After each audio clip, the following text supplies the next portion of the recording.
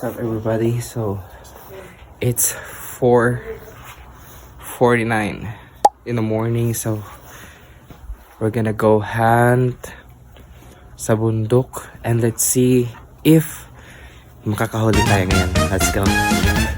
Stop guys, bili ng jerkies. Let's go.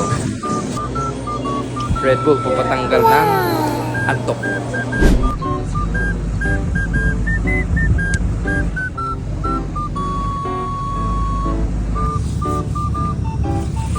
What's up sa inyo mga ka-adventure? So dito na tayo malapit sa spot since gabi pa. Antay muna kami na mag-umaga and then gagamit kami ng telescope para makita namin kung saan nakatago yung elk. So ipapakita ko sa inyo yung mga nakapalibot. Ito kami sa mountain.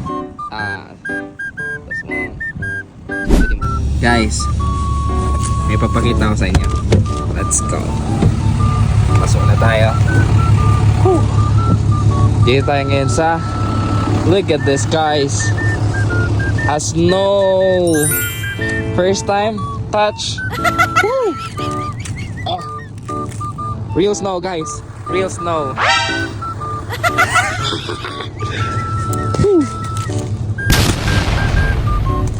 Hey. That's pretty cold. What's up sa inyo mga ka-adventures? Ito pala yung ginagamit namin ay tinatawag na Lazzaroni gun, kung saan ay mano-manong ipapasok yung bala sa loob ng pinaka-pipe. Voice over na nga pala ako dito kasi bawal nga magingay. Kung makikita nyo dito mga ka-adventures ay meron isang stick na ipapasok yung bala hanggang sa maging okay na ito gamitin. Dito nga mga ka-adventures ay nagsimulan na kami maglakad at maghanap ng elk. Dito nga ay pinipilit kong hindi magsalita kasi nga very sensitive yung mga elk. Bali nga yung ginagawa ko nga lang dito ay bumubulong lang. POV check muna tayo. Hey! Sheesh! Guys, mag-move kami ng another spot kasi wala kami makita na elk. Dito nga mga ka-adventures ay nag-move na nga kami ng another place. Wala kasi kaming mahanap na elk sa first location namin. Bali nga mga ka-adventures ay naka 3 miles pala kami nalakad sa first location namin. And sa second location naman namin ay naka 2 miles kami. At dito mga ka-adventures ay napagod kami sa kakalakad. Kaya naman nagplano kami kung anong route ang pupuntahan namin. Pahinga guys. What will you say? Oh, no animals. Rough morning. Yep. Dito nga mga ka-adventures ay trinay pa din namin yung best na makahanap ng elk. At bago nga kami mag-move ng another next spot ay nagmasid-masid muna kami kung may makikita kami dito na elk. Hindi talaga basta-basta ang pagiging hunter mga ka-adventures. Update mga ka-adventure. So wala pa kaming nahanap na elk and deer ngayon.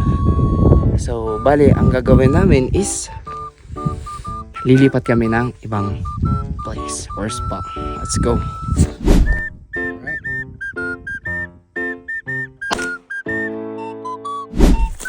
Dito nga mga ka-adventures ay 6 na ng gabi. Makikita nyo naman kung gaano kapagod at puyat yung mukha ko. Pero kahit ganun pa man mga ka-adventures, nagawan namin ng paraan makahanap ng elk. At kahit puyat at pagod na, ay andun pa din yung porsigido na makahanap kami. Hindi talaga basta-basta ang pagiging hunter. Kailangan mo talaga maging physical at mentally prepared. Bali ang nalakad pala namin sa third spot ay 2 miles. In overall, 8 miles. Heavenly Father, are you really there?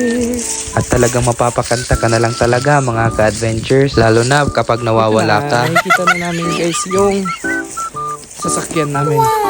And we're safe. Let's go kahit hindi kami nakahanap ng elk na ihahunting namin.